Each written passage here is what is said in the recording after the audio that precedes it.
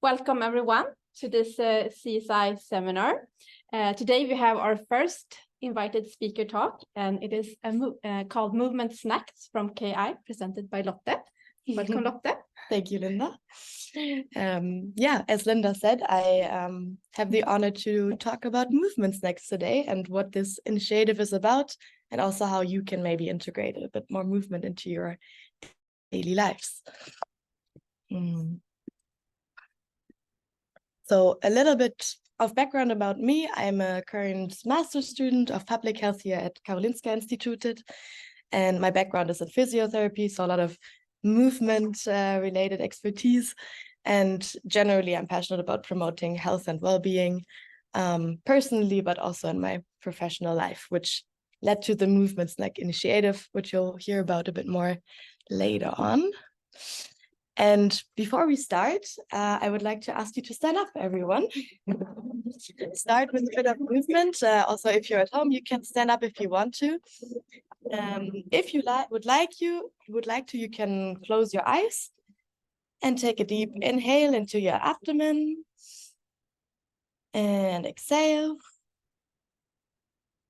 And then on a scale from 1 to 5, you can check in how alert or how tired you feel right now. So 1 would be very alert and very energized, and 5 would be very tired, very unable to focus. So 1 is in a very energetic state and 5 not so energetic.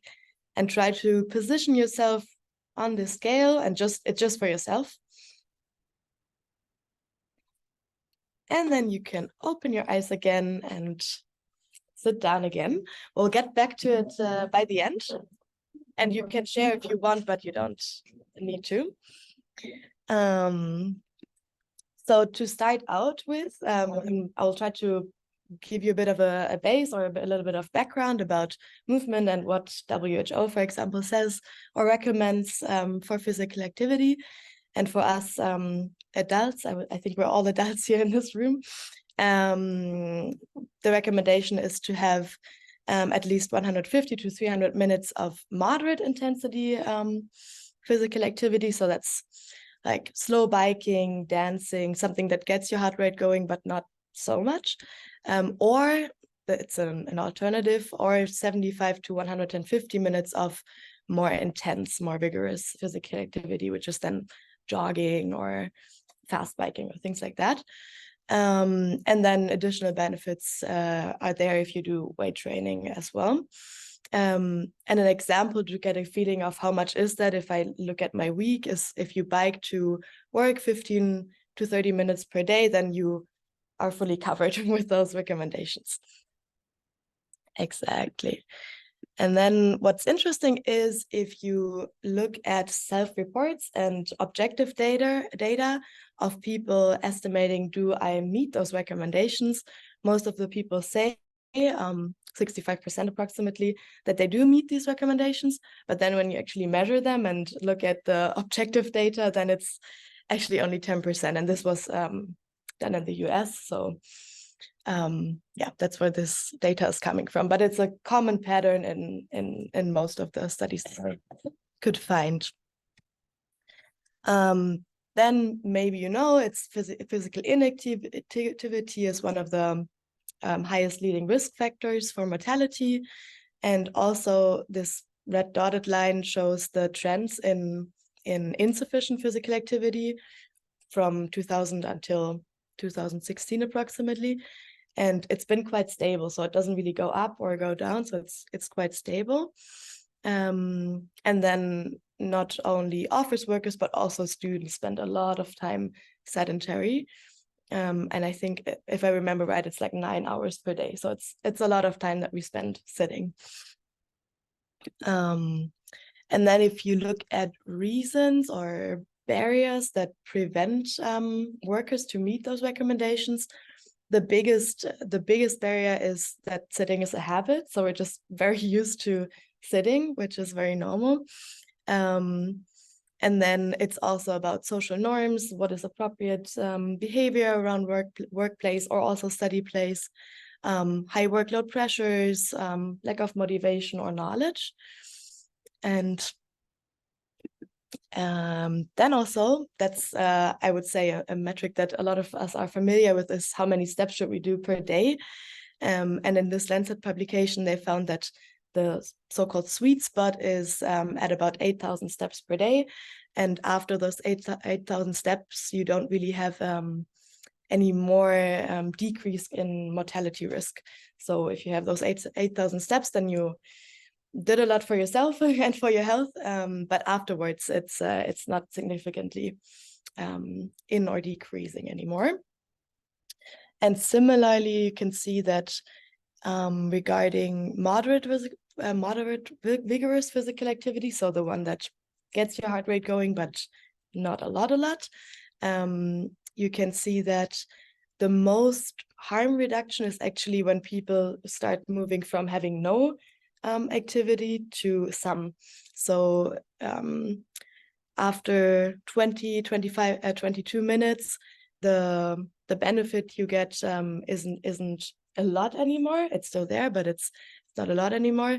So basically the take-home message is that it's already great when you start doing something, or when people, the highest benefits are coming when people start doing something as compared to doing nothing. And then this is also interesting, I guess, for studying as well as for work. This is in German, but I'll translate it to you. It's about focus and performance. And the x-axis shows time, and the y-axis shows the ratings of performance and concentration on the right. And then the yellow mark shows the time when an intervention takes place. And in this case, it was an active break intervention, similar to the movement snack. And you can see that in the red group, in the intervention group, the participants significantly increase their performance as well as their focus, whereas the control group, who just kept sitting and having the lecture, decreased in their performance and focus. So that's approximately the time when we want to have a little break, like after 45 minutes. That's usually a good time to take a little break. Exactly. So what is Movement Snacks then? So Movement Snacks is an initiative from students at KI, from me and some other students that are here also today. And basically what we do is that we train peers and also ourselves to guide active breaks for students. So if we have a lecture, for example, in the morning of 3 hours, then in the middle, in the break, we engage the students and we guide them to do some physical activity with us. And it's between 5 and 10 minutes of physical activity, and we do all kinds of different exercises, sometimes stretches, sometimes mobility, sometimes some mindfulness components. So it very varies in what we do, but the most important thing is, I guess, to engage everyone, to get the blood flow moving a little bit, and reduce the time spent sitting. And so now we are a team of 17 people having different tasks like social media, some administration stuff. Then we have people developing educational messages to share some facts and infos about health and sedentary behavior. We have the instructors, people who were involved with the funding process and the evaluation. And we're now running it in 5 different master programs. And we've so far had 2 train the trainer sessions where we help the instructors or guide them in how to do their active breaks and give them some resources also. And this is kind of how it came to be. So it all started with just an idea in mind and a lot of brainstorming and planning. And then we went to implement it in the public health class where we are from, in cooperation or with great support of our course leader, who gave us a lot of time to pilot this and to also get the classes acceptability in. And then we accompanied the whole pilot with an evaluation and evaluated it, and then finally received some funding from the department to scale it up. And now we're at the stage of having the 5 programs in and potentially it's in a work in process, but writing a feasibility evaluation about the pilot and the scale up in order to make it more sustainable, because we're going to graduate by next year. Exactly. So the goal of movement snacks is then to promote health and well-being and to match the guidelines that I mentioned earlier. And also because KI is such a medical focused university and also quite high ranked in the world. So I think it's super important that the people, the health advocates of tomorrow, also have a tool to be good role models in their future jobs or personal life. So that's also a goal. And then in basically also practice what we preach in terms of the sustainable development goals of number 3, 4, and 11 also, if you look at commuting in an active way. Exactly. And this is how it can look like. We have different classrooms, so sometimes there's not as much space and then we have to adapt a little bit, but it usually works somehow. And then going on to the workplace, because now this is very much in the student setting. I called it movement reimagined, and I put some example situations where sometimes you don't think about that you can actually incorporate some movement, but if you have some ideas, then it's actually not that hard. So for example, you could go, if you have to use the bathroom, just go to a different floor, and not a store, but a floor to use it. Or you could leave your lunch maybe also in a fridge that is a bit further away from your office. Then a bit of a longer break would be to invite your colleagues for a walk around lunchtime. Or walk around the microwave or do some calf raises while you're waiting for it to warm up. But we've heard that there was some food burning here somewhere in Scilab Lab, so we were like, but don't burn your food while you're moving. And then also, if you're really motivated, you can place a scoreboard in some social areas, maybe even here in this lunch area, and find a movement champion of the month, for example. So those are some options. And then how I like to think about it is this categorization of, I can do something when I'm sitting at the desk. So that would be maybe just a rotation, or maybe just standing up and sitting down sometimes. If you have a standing desk, then that's also great to change a little bit from standing to sitting. But then you also have those micro breaks, such as getting coffee can be a movement snack itself, or if you just use a small water bottle to go fill it up sometimes throughout the day, or when you wait for an experiment to stretch a bit. And then those bigger macro breaks, like taking a walk, and advanced level is then maybe having challenges between colleagues. And then one thing I also want to mention is that habit formation takes time. So it's if you start including movement in your life, that's great, or do those little active breaks. But it's important that it probably isn't a habit then just if you do it for 1 week. So it's even more important to support your peers and colleagues around you, and maybe be a bit of a role model and in moving and being inspiring in that. And since now I've been talking for a bit, I think we can also move together. So I'll do a movement snack with you. That will be the format as we do it in class. So you can all stand up if you want to. I have some music. I hope that people online hear it.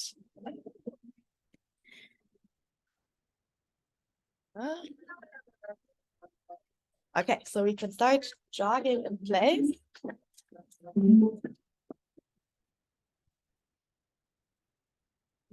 Then while we're jogging, we can incorporate our shoulders. Roll them backwards. And change direction, roll them forward.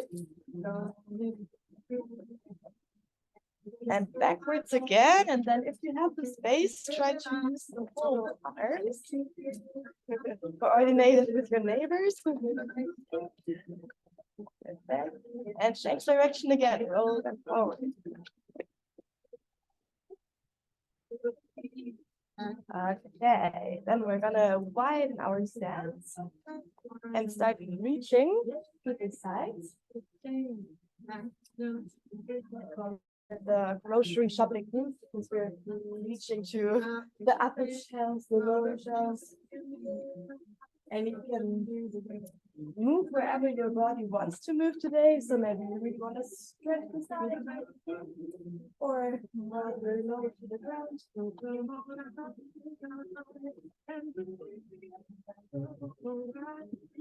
can also feed your neighbors. It is fun.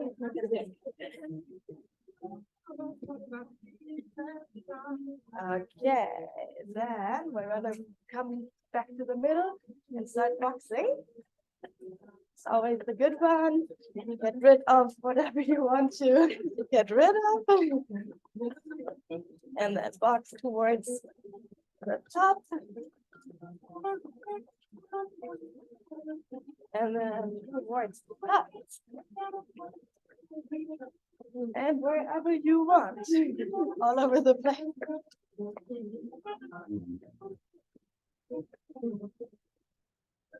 And to the front again. And we're gonna start going as fast as we can. For 10, 9, 8, 7, 6, 5, 4, 3, 2, 1. And shake it out. And then we're gonna move into a hip flexor, right? So we're gonna go into a lunge and then lift both of our hands up. Try to bring the left hip forward if you have the right leg in front. And you can, with your inhalation, try to lengthen yourself a little bit. And exhalation, lean back a tiny bit. You should feel it here in the leg that's going to the back. And then lower, lift up the arms, relax. Lift up the arms. With the inhalation, lengthen your spine. And exhalation, lean back a little bit. And then come back. And then we're gonna do a stretch. So we're gonna round our back and look to our abdomen or stomach. And then we pull back the elbows and really bring the chest forward and push everything together. And then roll and pull back. And contract, exhale. And inhale. Open up, exhale.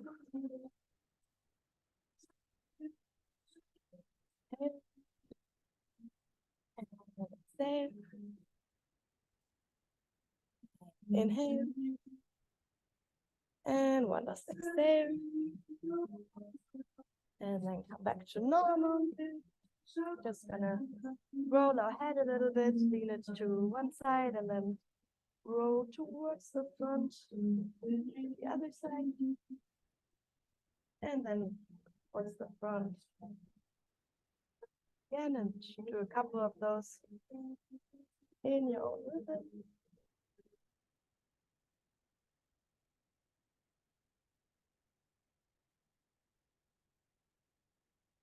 Then stop on one side, and if you want to, you can twist your chin a little bit towards the side, so you get a bit of a different stretch.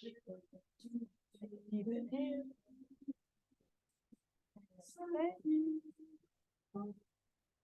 And then rotate to the other side. Same thing, twist the chin a little bit towards the shoulder. Take a deep inhale. And exhale. And then slowly bring the head back to the middle. And we're done with the movement snack. Okay. Thank you for moving with me. I do feel more warm now.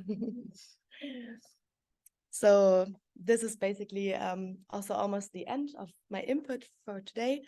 The take-home messages are to take it easy and start very small, but try to do it regularly. So you don't need to be a movement enthusiast or the greatest, most sportive person to have advantages in terms of health when it comes to movement. And then also have fun and discover what fits you. For some people, they like to go running. Some people hate it. Some people like to dance. So it's really about finding what you like. And then also being a role model, because our environment influences us so much. So when you start doing something, I'm sure that you'll influence somebody else. So keep that in mind, maybe. And then as a finisher, you can also now stay seated if you want to. Close your eyes again and take a deep inhale in your abdomen and exhale.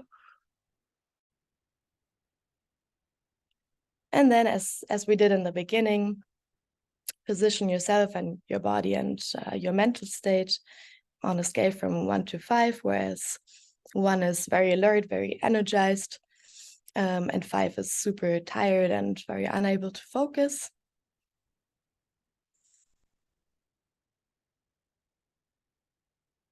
And once you've found a number for yourself, you can open your eyes again.